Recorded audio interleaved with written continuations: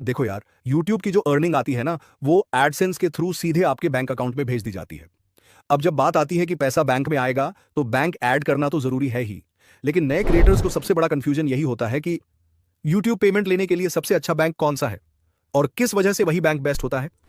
आज की इस वीडियो में मैं आपको बिल्कुल साफ तरीके से ये दोनों बातें समझाऊंगा, ताकि आपको 100% क्लैरिटी मिल जाए कि अगर आपको यूट्यूब का पेमेंट अपने बैंक अकाउंट में लेना है तो आपको कौन सा बैंक चुनना चाहिए। तो वीडियो को लाइक कर देना और चैनल को सब्सक्राइब कर देना, क्योंकि इस चैनल पर सीखने को बहुत कुछ मिलता है। सबसे पहले समझते हैं कि आखिर हमें बेस्ट बैंक की जरूरत क्यों पड़ती है। देखो, जब आप एडसेंस में अपना बैंक ऐड करते हैं तो तीन चीजें बहुत ज्यादा मैटर करती हैं। पहली बात, हमें ऐसा बैंक चाहिए जिसमें सच में यूट्यूब या एडसेंस का पैसे आ सके। दूसरी बात, एडसेंस का जो पेमेंट आता है वो यूएसडी यूनाइटेड स्टेट्स डॉलर में आता है, जबकि हमें चाहिए आईएनआर।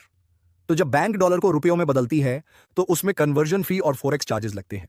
इसलिए हमें ऐसा बैंक चाहिए जिसमें कन्वर्जन रेट अच्छा मिले और चार्जेस कम लगे।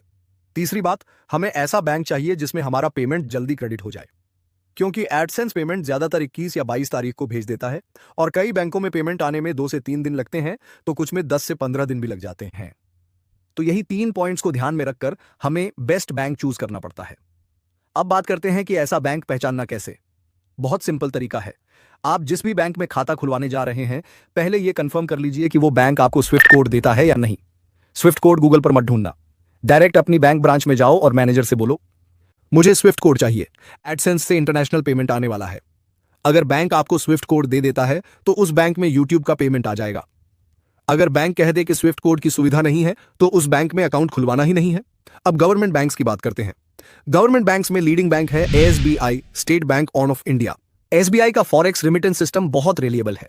इसका मतलब यह हुआ कि पेमेंट जल्दी आता है। अगर एडसेंस ने 21 तारीख को पेमेंट भेजा तो आपको कई बार 22 तारीख को ही पेमेंट मिल जाता है और ज्यादातर 23 तारीख तक जरूर आ जाता है। कन्वर्जन रेट की बात करें तो एसबीआई ना बहुत ज्यादा लेता है ना बहुत कम, एवरेज स्टेबल रेट देता है। ओवरऑल एसबीआई एक रिलायबल ऑप्शन है। अब आते हैं बैंक ऑफ बड़ौदा, बीओबी पर। बीओबी में पेमेंट आता तो है, पर एसबीआई जितनी स्पीड से नहीं।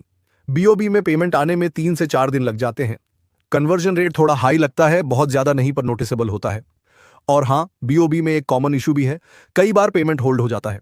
मेरे कुछ दोस्तों के केस में ऐसा हुआ कि 1 महीने का पेमेंट होल्ड हुआ, फिर अगले महीने आ गया, फिर कुछ महीनों बाद 2 पेमेंट्स साथ में आ गए। यानी पेमेंट आता है लेकिन कंटिन्यूटी में थोड़ी दिक्कत आती है। अब बात करते हैं पंजाब नेशनल बैंक की। पीएनबी में मुझे पर्सनली बहुत अच्छा एक्सपीरियंस रहा है। पीएनबी में कन्वर्जन रेट बहुत अच्छा मिलता है।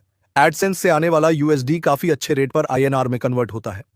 बस एक ड्रॉबैक है, पेमेंट थोड़ा स्लो आता है, कई बार 5 से 7 दिन लग जाते हैं। लेकिन पीएनबी में पेमेंट होल्ड नहीं होता और कन्वर्जन कीमत काफी अच्छी मिलती है। अब प्राइवेट बैंक्स की बात करें, सबसे पहले है एचडीएफसी बैंक। एचडीएफसी का फॉरेक्स रिमिटेंस सिस्टम बहुत फास्ट है, पेमेंट जल्दी आता है, कन्वर्जन चार्जेस भी कम लगते हैं और रेट भी अच्छा मिलता है। प्राइवेट बैंक्स में एचडीएफसी सबसे बेस्ट ऑप्शन है। इसके बाद आता है आईसीआईसीआई बैंक। आईसीआईसीआई भी काफी अच्छा है, ऑलमोस्ट एचडीएफसी जैसा ही परफॉर्मेंस देता है, बस कंपैरिजन में एचडीएफसी थोड़ा अधिक कंसिस्टेंट है। अब बात करते हैं कोटक महिंद्रा बैंक की। कोटक में पेमेंट आ जाता है पर 3 से 5 दिन में। प्रॉब्लम यह है कि कोटक में कन्वर्जन फी काफी ज्यादा लगती है। कई बार मैनेजर कह देते हैं कि रेट कम करवा देंगे, पर प्रैक्टिकली रेट कम नहीं होता। इसलिए कोटक एडसेंस पेमेंट्स के लिए सही चॉइस नहीं माना जाता। अगर आपके पास किसी और बैंक में अकाउंट है, चाहे गवर्नमेंट हो या प्राइवेट, पेमेंट आएगा, बस टाइम अलग अलग होगा और कन्वर्जन रेट भी अलग होगा। कुछ बैंक 2 से 3 दिन लेते हैं, कुछ 7 से 10 दिन भी ले लेते हैं। तो अब फाइनल कंक्लूजन क्या है? अगर आप गवर्नमेंट बैंक चुनना चाहते हैं, फास्ट पेमेंट के लिए तो एसबीआई बेस्ट रहेगा। कन्वर्जन रेट बेस्ट चाहिए तो पंजाब नेशनल बैंक बेस्ट रहेगा। अगर आप प्राइवेट बैंक चाहते हैं तो overall best fast and low fee के लिए एचडीएफसी ओके है। ऑल्टरनेटिव में आईसीआईसीआई भी ओके है। बस कोटक मत चुनिए, क्योंकि कोटक में आपको थोड़ा सा फीस ज्यादा ही लगेगी। अब अगर आपका कोई भी डाउट है तो आप मुझे कमेंट कर सकते हैं, और आप किस बैंक का यूज कर रहे हैं ये भी कमेंट में बता देना।